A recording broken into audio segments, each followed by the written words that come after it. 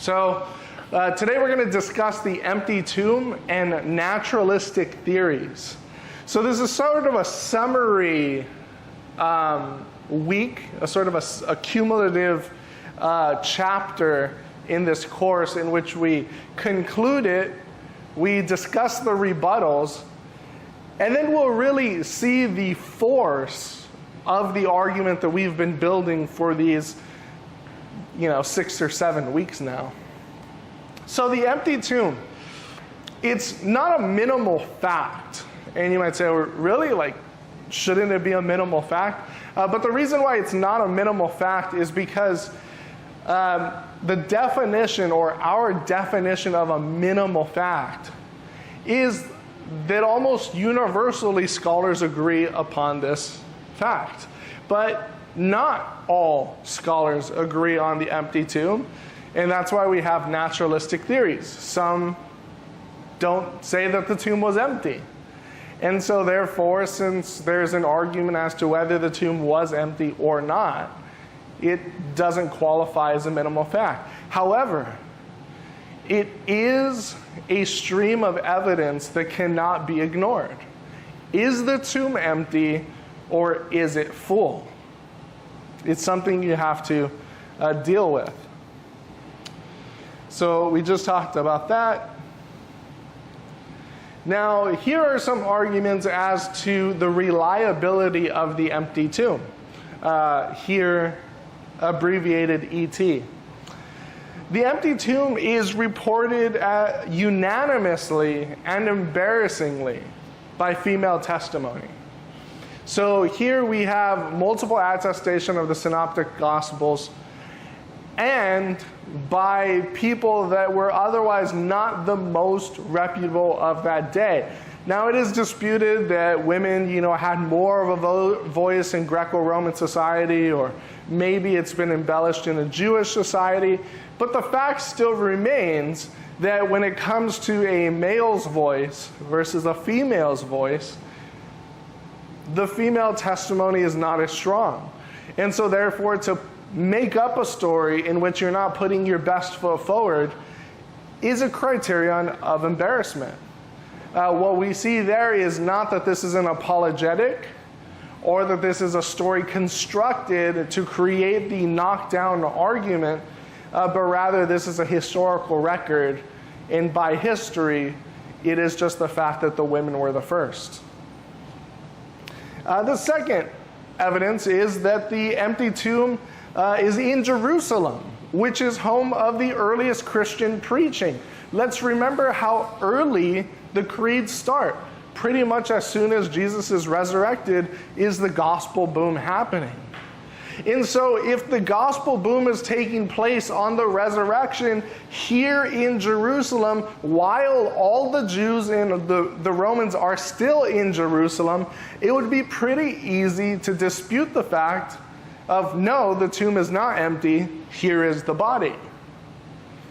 So it is something that it could be easily knocked down if not true. And yet we don't see that. The third line of evidence is that the empty tomb is multiply attested in 3 or 4 independent gospel sources. I just said that. It's implied strongly in pre-Pauline creedal reports such as 1 Corinthians 15, 3-4, which, as we remember, is not Pauline, but pre-Pauline. This is coming from the earliest church. And so this is not Matthew, Mark, Luke, it's not John, and it's not Paul. Paul being the first writer in Thessalonians by about 16 to 20 years after the crucifixion. This is coming before that, from the voices of those who are claiming it. So it's extremely early. This is not a development. The empty tomb is also taught in the sermon summary of Acts 13, 28-37. And so this is not a development once more. This is something that is being preached on through not just by the earliest church, but also by the apostles themselves to the primitive church. Here being recorded by Luke before, Paul. We see the empty tomb is attested also by enemy testimony, Matthew 28:11, Justin Martyr, Tertullian. Those two Christians are actually speaking out against and reporting what the enemies are saying, but they are corroborating the tomb is empty. However, they're reporting either the disciples stole it or some other fact. And so we have multiple attestation through the enemies, which, as we said at the beginning of the course, is really good. If I was going to say that, I beat, LeBron James in a basketball game and LeBron says you cheated, what does that say? It says I beat him. Maybe I did cheat, but the fact remains. So this is good evidence when your enemies are saying it is empty, but this is what you did. He's a whiner anyway. Yeah. We know that. I'm so mad he's on the team. Now, Wright notes out the anastasis and agiro are strongly bodily terms in scholarly agreement. Now, anastasis means to be resurrected, and agiro, much to be lifted up. And both of these Greek terms imply bodily. And so that's going to be really important as we start seeing other naturalistic theories in which there may be hallucinations or something. But nevertheless, the resurrection is bodily. So if there is a bodily resurrection, do you think Jesus stayed put in the tomb for 40 days? No. If there is a resurrection, as it's being said, and it is using these terms that imply that, then it would imply also that he did not stay in the tomb. And then finally, this is the majority view of pre-Markan Passion sources. So before the first gospel is written according to Markian priority, if he wrote first, it is already what everyone is saying. So that's the reliability of the empty tomb in a historiographical approach, and we can see how many streams of evidence are behind this. It's to this that we now turn to naturalistic theories, but before we do, we want to remind ourselves of these minimal facts that we have been building for all these weeks. These aren't just things that I'm here to try and convince you of, and these aren't things that I'm just here to say, here's what the Bible says. But rather, we have been building these facts according to the eyewitness data, corroborated with non-Christian sources, and even agreed upon by atheists, agnostics, Unitarians, Jews, and the like. So, here are the minimal facts. Once again, and all of these must be addressed in whatever theory you're going to try and promote. Whatever theory you're going to say, the resurrection didn't happen, rather, here's what happened. Okay, well then explain all these facts. Jesus died on the cross. The disciples believed they saw the bodily risen Jesus. The disciples' lives were transformed to be willing to die for what they believed. The gospel began to be preached early. James, the skeptical brother of Jesus, was radically transformed to a believer. And Paul, the persecutor of the church, was radically transformed to be a believer. And also, as we just said, we must take into account the empty tomb. So, how do the skeptics and how do those who deny the resurrection of Jesus, how do they take in all this data? How do they think that all of this took place in light of all these facts that, as I said, even the atheists admit? Well, there's many theories that might be proposed, such as Jesus didn't die. His body was eaten by dogs. Jesus' body was thrown in Gehenna. Some of these overlap and some of these are kind of the same, but I split them for our purposes. Jesus didn't die. Swoon theory. The disciples stole the body. Oh, I have Jesus didn't die twice. The disciples fabricated the story of Jesus' resurrection, and I put the Da Vinci Code there. And then they hallucinated seeing Jesus. Before we dive into each one, I'd like to just sort of give a little bit of a history of where these naturalistic theories came about, or at least a little bit of a history of these naturalistic theories. During the time of the quest for the historical Jesus, and I forget which time period that is, I want to say something in the 60s. There was a quest for the historical Jesus. Now, Albert Schweitzer, this is his book, The Quest for the Historical Jesus, in which he chronicles the early time for the naturalistic theories, mostly called before this quest, the fictitious lives of Jesus. But then we have quests that come after, first one being quest number 1 with Albert Schweitzer and the historical Jesus. But then following, we have quest 2, a no quest, and where we currently are, which is quest 3. Don't worry about that. We're about to go through that. But before we dive into quest 1, as I said, the precursor that leads into the quest for the historical Jesus is these fictitious lives of Jesus. And there's about 2 or 3 authors, theologians if you want to call them that, or philosophers. They came up with what is essentially fan fiction of Jesus. What they did was they tried to create a story in which Jesus could be explained through purely naturalistic means. And most of these stories revolve around a sort of Illuminati-like Essene cult. And we remember that the Essenes are first to pre-first century Jews, a sect that lived out in the desert. John the Baptist was maybe one of them, as some scholars say. But most of these stories say that the Essenes were trying to get over the messianic expectation, the awaiting and hope of this Messiah to come and everything happening in this way. And they wanted to shift into a current relationship with God and belief with Him. And so finding time and place, this Essene cult, which somehow is able to be very embedded into society, not just in the lower parts, in the most common areas, but also in the upper echelons as well. Well, they see the baby Jesus here and decide that He is one in which they will use, grow up, teach, and be the person to bring about this Jewish change. As he goes through his life and he does these quote-unquote miracles, most of them are illusions.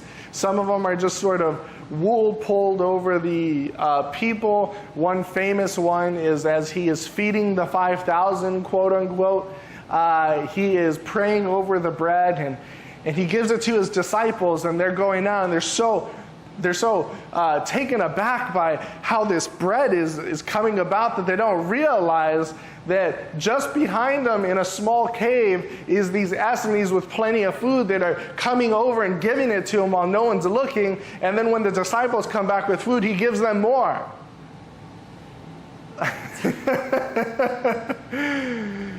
And a lot of the story goes this way. A lot of the story is that somehow the Essenes were able to work in the background to produce this miracle look, though it wasn't actually a miracle.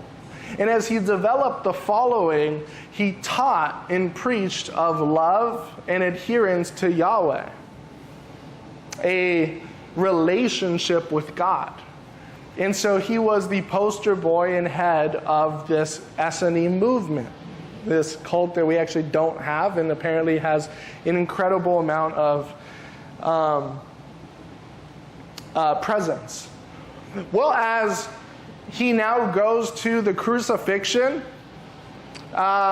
Luke the physician, this is actually where some of the fictitious lives differ here. Most of them pretty much agree in the cult and the illusions.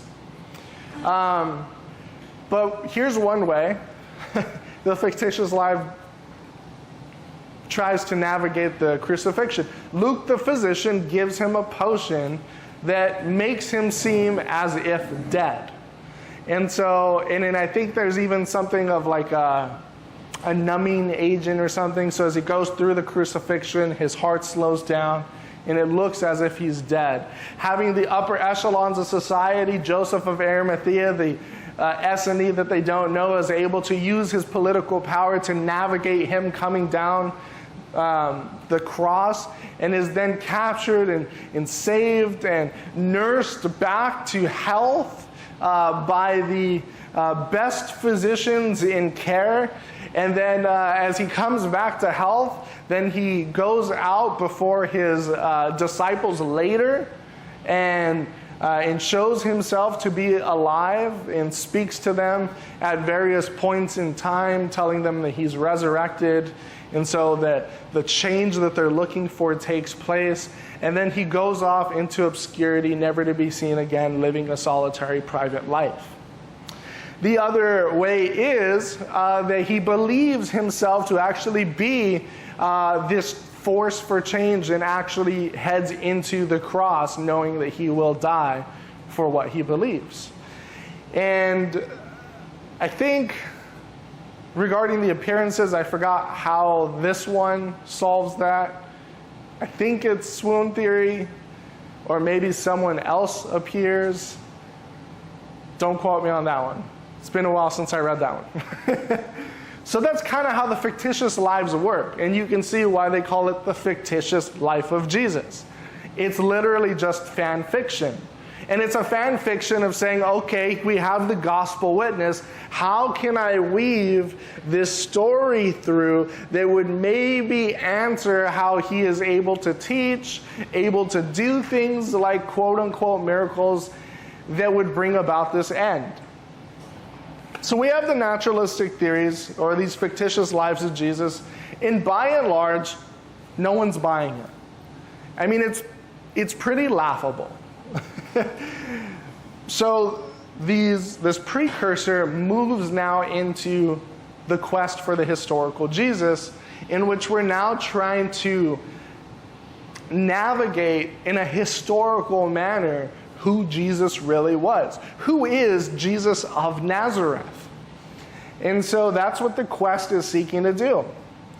Now, this quest is coming out of the German Enlightenment. And so you might have it's coming out of rationalism too. The rationalists, they're not believing in miracles and all that stuff. The mythicists believing that the story evolved through a telephone game. We have the fictitious lives, and then David Strauss, who actually breaks from the mythical and legendary historical and goes for the historical Jesus of what did this guy actually teach. Now the response to the first quest, because this one is essentially going to bring us to that Da Vinci Code like. They're going for, Hellenistic sources.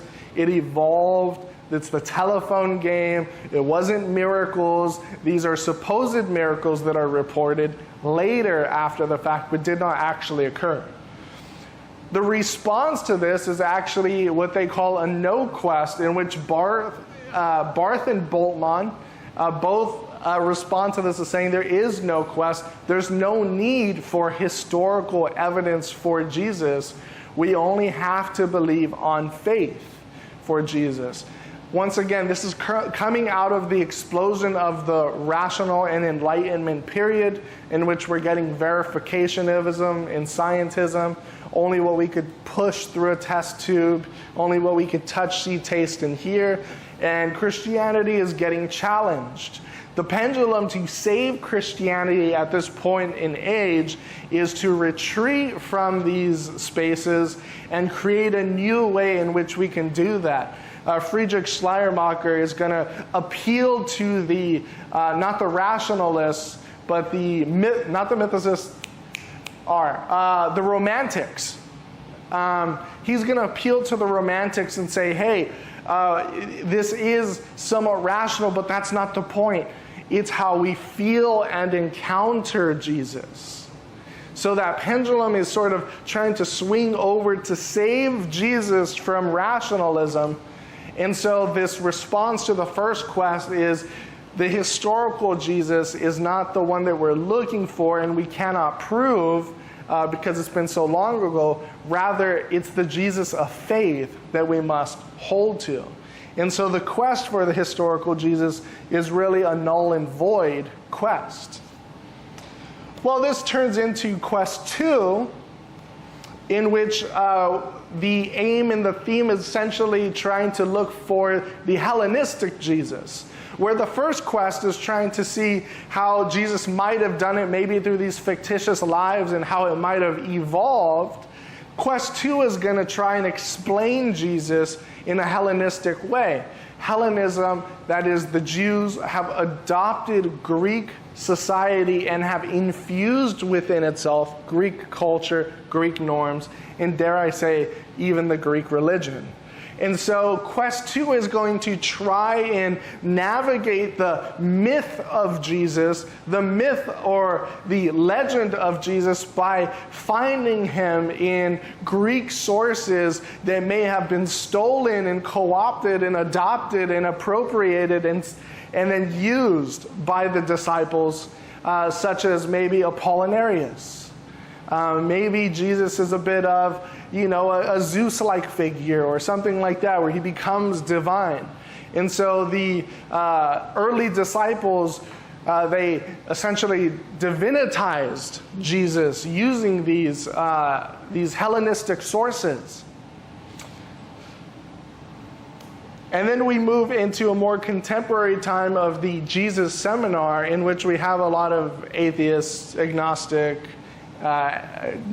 people not on our side. And they develop a book in which they try to find the actual words of Jesus according to the Bible or in the Bible. We have red letters, but they were really saying, well, are these really red letters? How much of these are actually quotations coming from the lips of Jesus versus Mark putting them on the lips of Jesus? And this is before the third quest. And the Jesus Seminar took the task of the historical Jesus in seeking to develop a primary text of what Jesus actually said. Now, the quest involved many scholars, and it was a long work that became known as the 5 Gospels. And the Jesus Seminar can be seen not as a third quest, but rather as a mix of 1 and 2. Oh, I didn't leave a slide for that. I studied the historical Jesus a bit and their works. Let me say, they start with a model of who Jesus is. And they develop a cookie cutter. And then anywhere in the words of Jesus or in the Gospels that do not fit that, they cut it out and say, clearly Jesus didn't say this. Now, according to them, Jesus never did miracles. He never preached anything. I'm just starting to think, I'm like, there's a whole thing I can do on this that would take up so much time. Let me just summarize it this way. They have a lot to say about what Jesus is like, certainly. And he's a very progressive person. Let me say that. And because Jesus is this person, as they go through and they read these texts aloud and then they agree, well, does this fit the mold? It's no wonder that I think something like only 15% of the Gospels are actually recording Jesus' words. So let me just say that about the Jesus Seminar. Now, for the case of the resurrection of Jesus, now that we've covered the minimal facts, I want us to keep those in mind as we assess the data of these naturalistic theories. In fact, I want us in some way to use these naturalistic theories and the minimal facts as a practice for using the minimal facts here today. So let's see how these naturalistic theories do.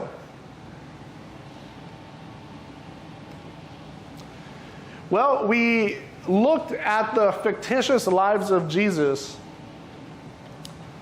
Actually, I think I'll take this one and then I'll let you guys get the next ones. Because the fictitious lives is just, it's something I threw in here, but it's rarely talked about. I just know about it, but no one really takes it seriously. It's incredibly ad hoc. And what that means is this theory depends on baseless assertions that it makes and does not substantiate them. It just says this is the way that it happened. And it builds its argument from silence. Despite evidence to the contrary, it still asserts this as fact. And so, as I said with the feeding of the 5,000 in a cave, where do you even get that? Despite the fact that the historical evidences do say that he was something of a wonder worker and a miracle worker. But nevertheless, he didn't. He absolutely didn't do miracles. So that's what I'm saying. It's incredibly ad hoc. And it works from silence. Where do you guys notice that these fictitious lives fail as well?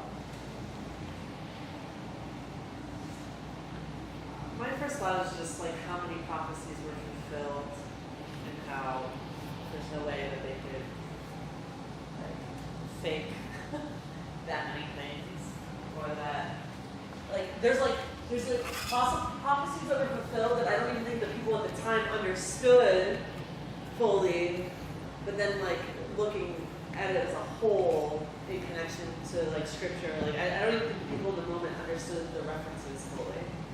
Yeah, I think the way that they would answer that is that was the development of the disciples who bought in. That they figured that they put all these pieces together, this master puzzle. Yeah, so they actually have this as part of their story, but as Jesus said, he was resurrected, and they bought in, and then he went to live off in a life of seclusion, had a family, but no one ever knew about it because he just... part of the Lost Gospel with Mary Magdalene? No. This is literally the fictitious lives of Jesus, and I think it was written either late 800s or early 1900s. But I think what they say is the disciples bought onto it, and then the legend develops. So they started adding more things onto that and finding things to connect to him as the Messiah. But that's a great thought. I really like that because it is a whole that has to be. But like I said, it's so ad hoc. It's so like assertion that they're just like, oh, well, the disciples just made that up. You know, it's like, so it is actually one of the pitfalls to it, but it's not one that they don't have an answer to. One of the ones that I think it also fails is the very assertion he wasn't really dead, right? Because as D.A. Strauss said, like, if this dude shows up to you and he's in such bad shape as the crucifixion as we all went over, you're not going to say, oh, he's really resurrected. It just, that flatly fails that test. And even if it's like sometime later in which he could heal, like really? He's going to endure everything that we listed, and then the spear on the side as well, and being brought off the cross and laid in the tomb, even under the care of the best physicians. Let's remember, didn't we have that primary resource by Josephus in which his perfectly healthy 3 friends were crucified, and yet 2 of the 3 of them died, being taken off immediately and being cared for by the best physicians? It fails the test. So how does it account for the data? Well, it accounts for most of it, to be honest. It puts him on the cross. The disciples claim to have seen it and all this other stuff. But what we see, as we said, is it's incredibly, incredibly, incredibly ad hoc. And so I think even for the atheists, when you tell them this story, I think even they laugh as well, because it's just so baseless of an assertion. So, yeah. Do we have any idea, like, statistically, how many people have gone to a cross who have survived? We don't. We don't have a lot of data of anyone really surviving, except I think Josephus's account, in which 3 of his friends were put on the cross, perfectly healthy, and at the request of Tiberius himself, with the provision of the best physicians of that day, They were taken off, tended to, and yet still 2 of his friends died. 1 made it through. Yeah. Did the one start walking down the road? I can't imagine he did. Mommy, right? Yeah, I can't imagine he did. And then just the sheer fact as well is like, that's not the only thing that happened to Jesus. The scourging, the beatings, the fact, I mean, guys, do you guys realize that part of the Easter sermon is, if you want to at least go through one part of what Jesus went through, don't go to sleep on Saturday. Stay up. And then go through that on Sunday listening to the Easter sermon and feel like how exhausted you are. Like, he didn't go to sleep. That's just one thing. That's not talking about the flogging, the beatings, the crown of thorns, the spear on his side, and then being forced to carry the patibulum to the crucifixion site where he was beat a little bit more, and then he was actually nailed to that cross where he had to endure the crucifixion dance for some time before, of course, the spear in the side. Like, and the people who are saying he just wasn't actually dead, they don't argue that all of these other things happened. They say, yes, all these things happened, but he didn't actually die. right. You know, when I was an atheist, one of my ideas was that the Roman legion that was there guarding the tomb were composed entirely of Christians and removed the body. You'd be a great fictitious Lives of Jesus guy. But that doesn't account for the risen sightings of Yeah. Christ afterwards. So even anything in regard to the body being stolen still falls short in regard to saying alive risen Christ. Yeah, and the fact that if Roman soldiers, not temple guards, were put in front and that it's empty, it is putting their lives on the line. He ended up outside. There's a gospel boom which ends up causing such commotion across Jerusalem. Mind you, the whole point of Pontius Pilate putting him to death is to quell everything. So, yeah, I don't know. We don't hear about what happens to them. It doesn't look good, to be honest. So even being a Christian Roman guard wouldn't make sense. Especially and this is the point here. Let's say they are, right? Let's say they are and the disciples maybe stole the body or there's a swoon theory. Are you willing to die knowing the truth is a lie? You're not. And that's the whole point behind, the 12 disciples, the early eyewitnesses who claim to have experienced the bodily risen Jesus. They're not people that are claiming something that I believe this happened. What they're claiming is I have seen it. So whether that's true or false would be known of 100% certainty by the people saying it themselves. And if they really are saying this, and they are allowed to recant or die in these most brutal fashions, they would not die. They would out themselves. And according to, I think, Pliny the Younger, or, oh my gosh, I'm getting my sources mixed up now. I think it's Pliny who writes to Tiberius, I believe. I mean, he's talking about how he interrogates the Christians and giving them opportunity to recant.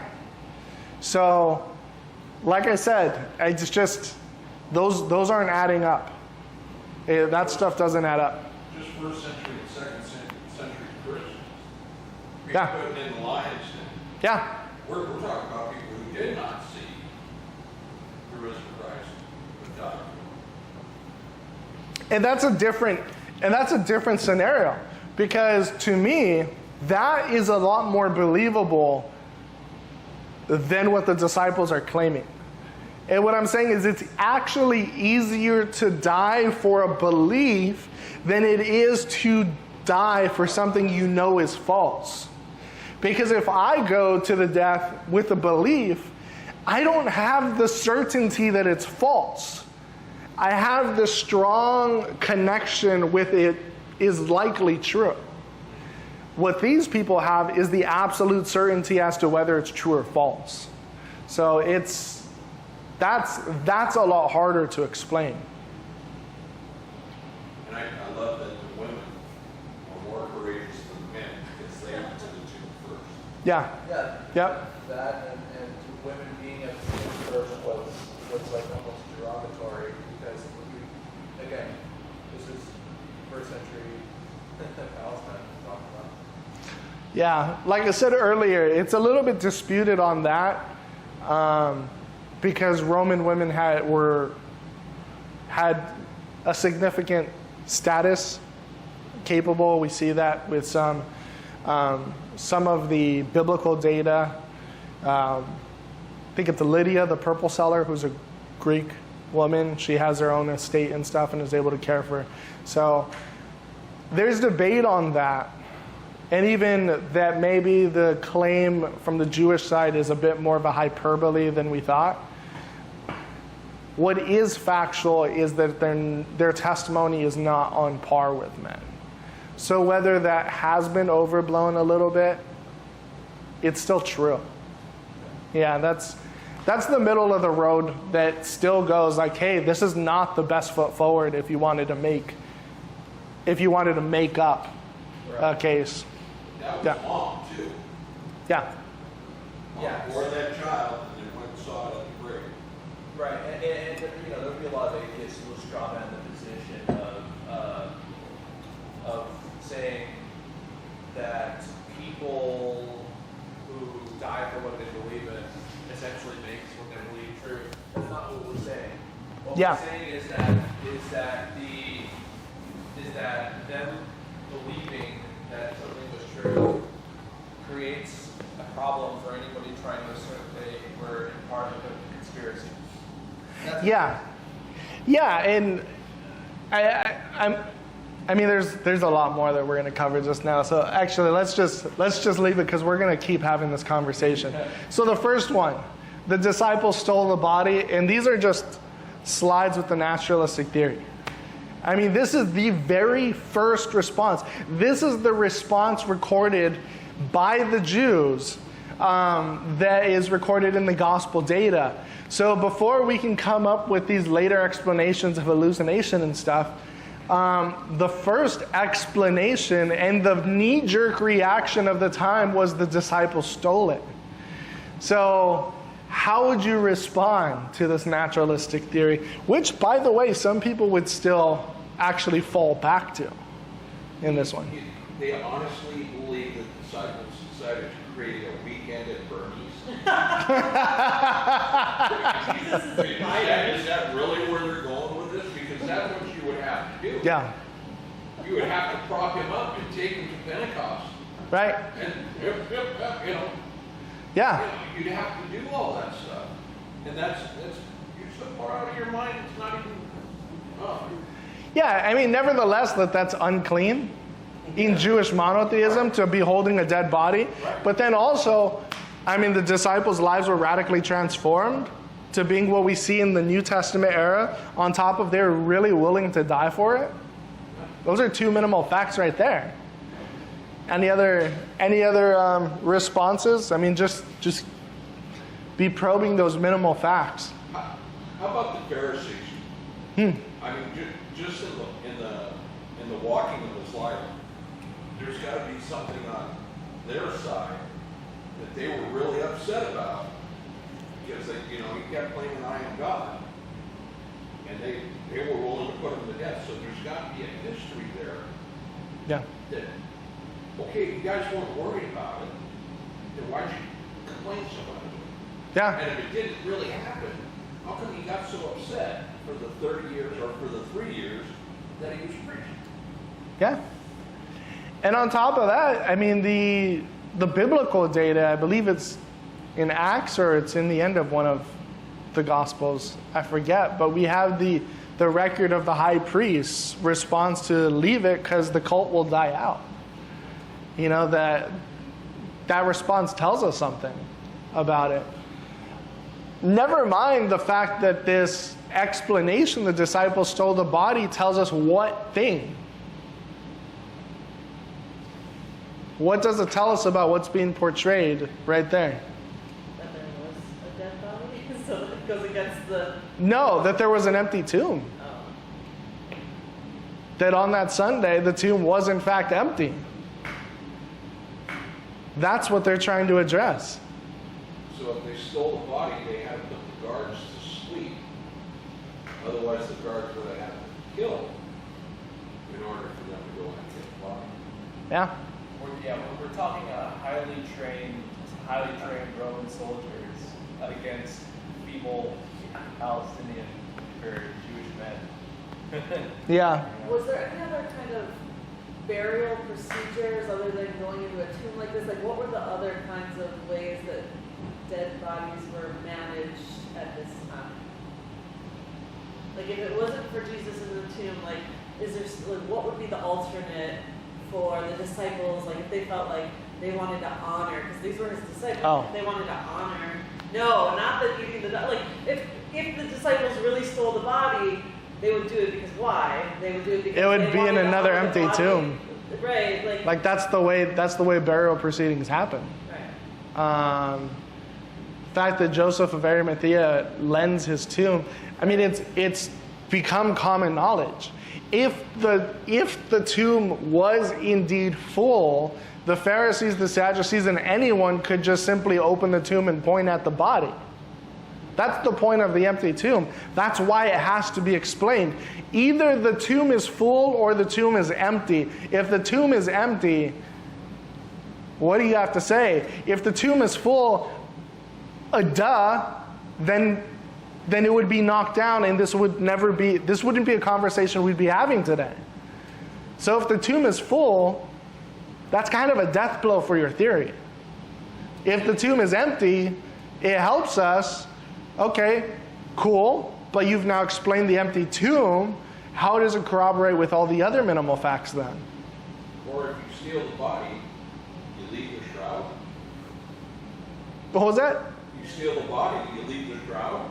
Oh yeah, that's true. Because if you pick up a body that's wrapped in a cloth, you're going to move all that blood around. Yeah. That cloth is not going to turn out the way it looks. Why leave the shroud too if you're going to move the body? Right. Seems like a really great way to just move the body. Sure it does. Yeah, that's a good one. So the second naturalistic theory, I don't know if I have a different one. I thought I broke them up into each one. But in case it doesn't come up again, this one's mixed in a lot with the body was thrown into Gehenna. Now Gehenna, for some of you that are a little bit more astute theologians might be like, oh, that's hell. No, it's more of like a landfill pit. Just outside the city, it's smelly because that's where everyone's throwing their crap in trash, and even rejected babies that are still alive. The early church is rescuing babies out of Gehenna and raising them up as their own. Some people say that right off the cross, the Romans left him up, his body started to decompose, and they threw his body into Gehenna, the dump outside. Mixed in with this is maybe as it was in the dump, these wild dogs ate it. So what do you guys have to say about that? I go back to what you said earlier when we were talking about that he wasn't dead, which was just that so many people saw him afterwards. So it's like if he was eaten by dogs, there could be no testimony to see him. Exactly. That's the big one. That's the biggest. If he was eaten by dogs, thrown in Gehenna or anything, why the gospel boom? Why the change in the disciples where everyone's saying that they saw him? I mean, that doesn't explain, the big thing. Yeah. Let alone, let's think about the two black sheep when it comes to the minimal facts. Who are they? Radically transformed. Keep them at the forefront of your minds. Come on. Skeptic and enemy. James? and Paul. Yes. James and Paul. Why would James suddenly change his mind and start worshiping his brother as a Jew? Because his brother was eaten by dogs? How does that explain the data? And then, after 40 days, and then 3 years after that, you have this random Pharisee who's zealously persecuting the church suddenly become its most ardent proponent? How does it explain that data? That's what I'm saying. Think of these theories through the filter of the minimal facts. Well, that, dogs, if that's what we're going to stick with, they're not dead flesh eaters. They eat their prey live. I mean, they kill it because they're eating it live, but they don't go back and eat a dead corpse. Not a Yeah. decomposed one. Right. Oh, but not these. These are... I mean, look at them. They look ferocious. They look evil. Yeah. Special kind of dog. Yeah. This is like these are vulture dogs. If you're going to stick with the naturalist Yeah. argument, Absolutely. okay, let's be naturalists about it. Yeah. Call a dog, and not if you're carrying. Exactly. Yeah, it's very flimsy. All right, now let's go over probably one of the most popular, and people will try and take this in some form. This is essentially the theory Jesus just didn't die. Actually, we already kind of talked about this, but let me just hear it rehashed so I know that you guys heard it. How do you respond to this? Oh, let me actually clarify this. Swoon theory. Why did you call it swoon? You mean like swan? No. Swoon theory is called swoon theory because he's taken off of the cross. He's laid in a tomb. Now, have you ever worked very hard in the hot sun, and then you finally get to lay down and you feel that breeze, and it just feels so nice? Like that breeze in the middle of the night on a hot day is just ever so refreshing. It's like from the Lord himself, you know? Yeah. Well, the coolness of the tomb swooned him back to life or to consciousness. Yes. So he wasn't actually dead, but he was near death.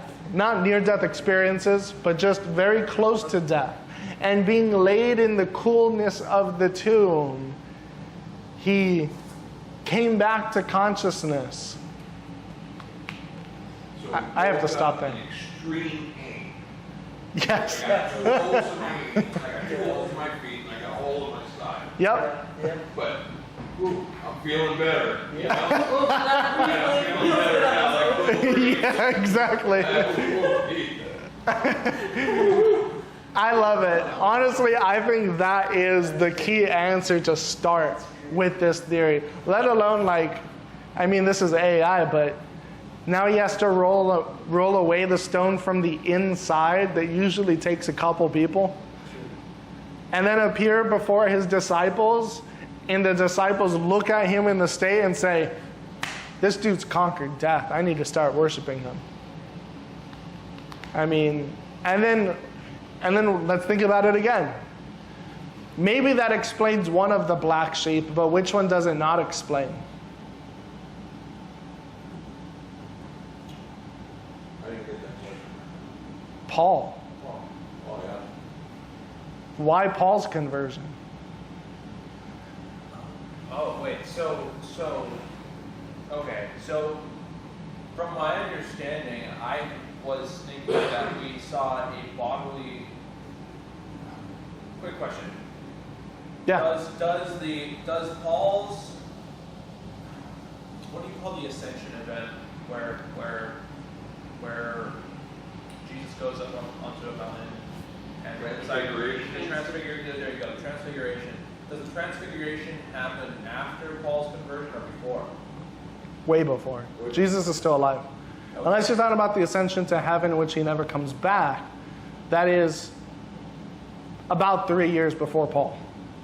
So 3 years. So then Paul saw a bodily risen Christ, or he saw a spiritual Christ? Bodily risen Christ according to his own testimony in 1 Corinthians 15 at the end of the chapter, not the creed in 3 through 7. Oh, wow, okay.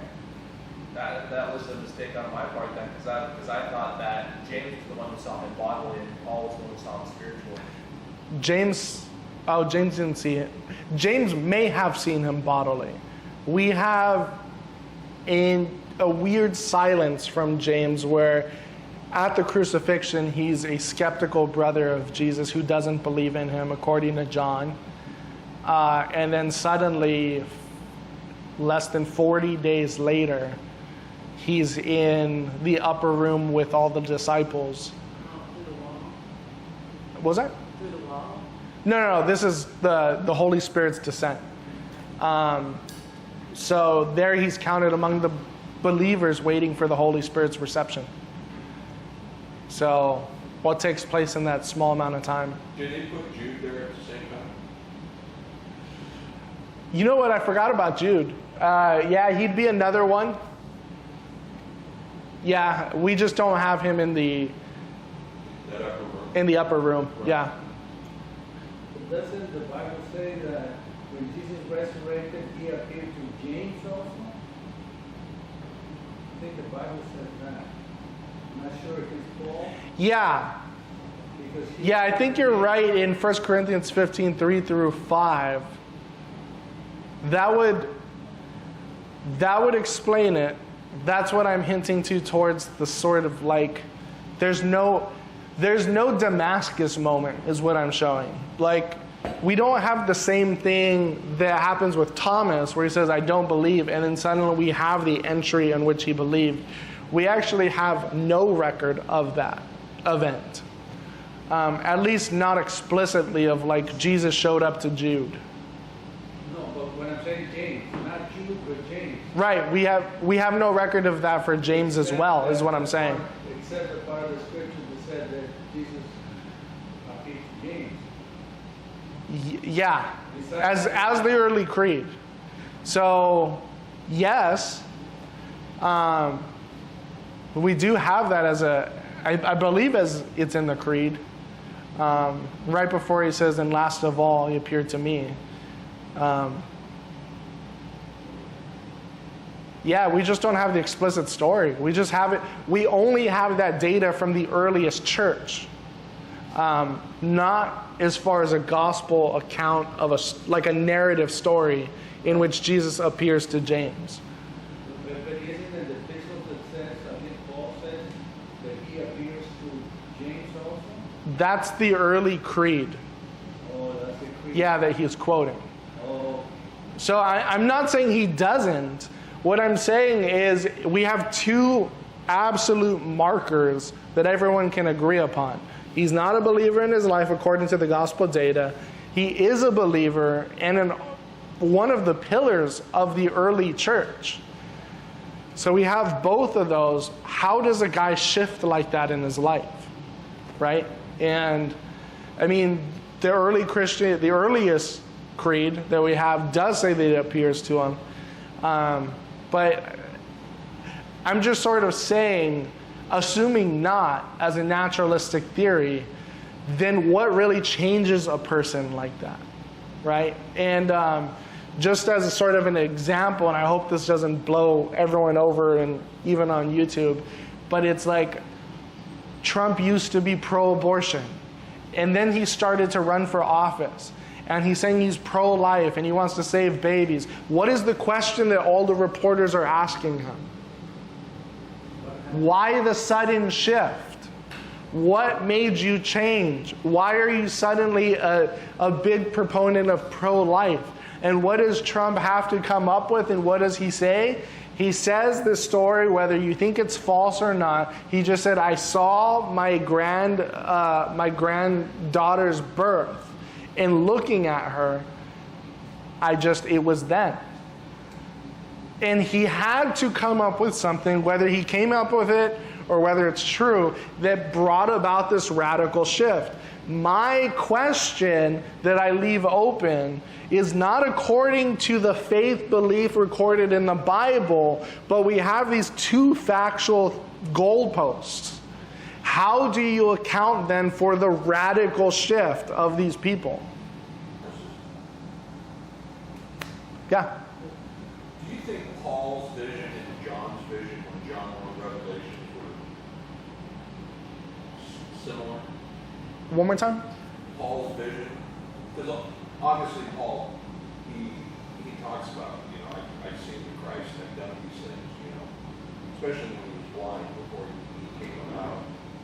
And then John had his vision and wrote Revelations. Do you think they were similar? No. John's revelation is distinctly different. There's a lot to it. Paul's is very short, and it's just the revelation of the bodily risen Jesus appearing before him saying, Saul, why do you persecute me? If we take the account of Revelation later, he apparently still has the scars on his sides. So it's like, yeah, he endured the cross and he's actually risen and he's in glory and is being affirmed from a heavenly account by God himself. No one appears in the biblical data. I can't think of one person that appears aside from Samuel, in which a person appears to another that has been deceased. The Lord appears, angels come, but not people.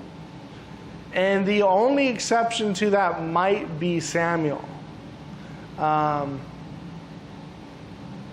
that's a whole rabbit trail, and I kind of don't want to get into that. Let me just try and burn through a bunch of these real quick, because I don't think we have much time later. Hallucination and apparition theory. Now, this I think is probably the most popular right now. When I use this is probably the go-to for most people, especially atheists. And the theory goes like this: everyone hallucinated it. Yeah. The disciples hallucinated it. It seems very lucid, very true. James hallucinated, and Paul hallucinated. Yeah. So they all eat the same mushrooms? Yeah. That's the thing, right? And so it's like, well, one, when you look at the literature when it comes to hallucination, there's a few problems with that. To begin, my hallucination will not be the same as yours. If I was to say, like, let's just say we all had a hallucination of Pastor Richard Shork being here right now, let me ask you, who can envision Pastor Richard right now? Just in your mind. What color is his shirt, or what is he wearing? Tan. I have a green sweater. Lime green. Just boom. So the basic thing is when we hallucinate, even if we're hallucinating at the same time, it's never the same thing.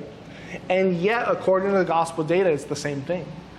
The second thing is we don't have any data on group hallucination in that extent in which we're all having the same hallucination. There's just not that phenomena. Let alone it happening to the disciples, to the women, to these various pockets of people at various points of time. What you're asking for in this theory is an exception to the hallucination data according to our scientists, because according to them, that's not how hallucinations work. But grant me this once, well, grant me this 50 times, actually. We can't forget about the two guys that he first appeared to. Yeah, Walking down the road. exactly. Also, what would you think would be the Achilles heel to this theory? The grave. The tomb. Right. The tomb is full. Yeah. That's what I'm saying. You have to do something with the tomb. And if that tomb is full, it like immediately defeats your argument. Because it would never get past anywhere. Oh, I see the risen Jesus. You mean the one that's still in the tomb? So this is just another example that it was empty. No, this is another example of it was full. the theory doesn't account for the empty tomb. It still has a full tomb that anyone could point at, which is that it's Achilles' heel, knocks down the argument. The original woman would have still been putting on the perfumes and everything on it. Yeah. All right, and then we have the bereavement guilt theory, which is everyone is just so distraught. This is very much in line with this one. Gets defeated by the very same thing. The evolution and deification of Jesus. This was actually something constructed at the Council of Nicaea in 325 AD. They decided to make Jesus God at the Council of Nicaea. What defeats that? Can I just say everything? Just all of it? Just any minimal fact, aside from maybe the crucifixion. It's just like, I think the biggest one would be the early gospel boom. The creeds. They're all worshiping Jesus. How are you going to say that it was constructed 300 years later when we already have, from the primary resources, it pretty much as soon as he gets off that cross? Yeah. Oh, wait, this is saying that they think that this was all just made up at this time? Yeah. Oh. That's like the most ridiculous. A lot of Muslims will say this. Oh, wow. A lot of Muslims will say this, and a lot of dumb atheists will as well. Because the Da Vinci Code. I mean, guys, don't... Get your theology from Hollywood. Yeah, but also, don't underestimate how many people get their theology from Hollywood. So do not be surprised how many people will say this. All right, so when it comes to the lack of the explanatory power, and like I said, we want to look at all these theories through the lens of the minimal facts. They usually either take up the first part and miss out on the last part. What do you do with James, Paul, and the empty tomb?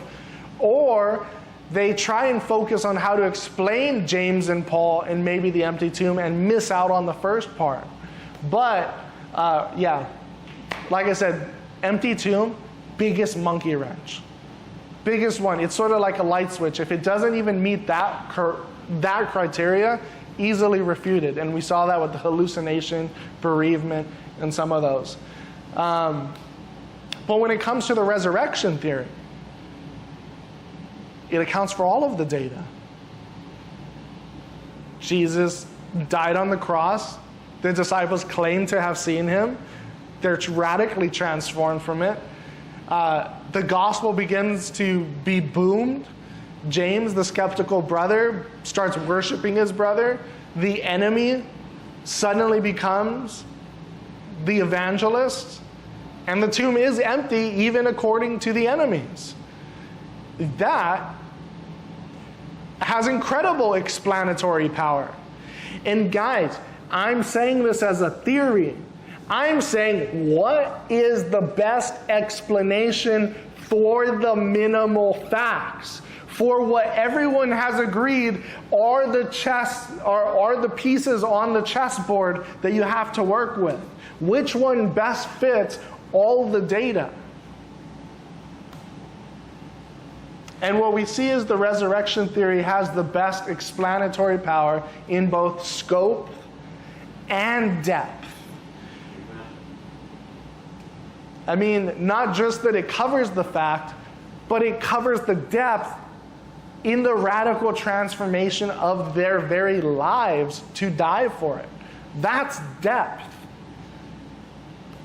So let's take a look at all the theories. The fictitious lives of Jesus, I give an F. Covers the most minimal facts, but it's just the most blatantly ad hoc and ridiculous. The stolen body only accounts for 2. Eaten by dogs only accounts for 2. The survival of the crucifixion is ridiculous and only accounts for 1 minimal fact. Swoon theory is the very same. Hallucination only covers maybe 1 to 3, depending on how you want to navigate it. I actually, after I did this PowerPoint, started to lean like, actually, it's only 1. Only one minimal fact. And it's special pleading because it's asking us to grant a phenomena that has never occurred. If hallucination theory is true, that itself is a miracle. Apparition is bereavement, once again, is very much special pleading. The evolution and deification of Jesus only covers the crucifixion as a historical thing, but fails history.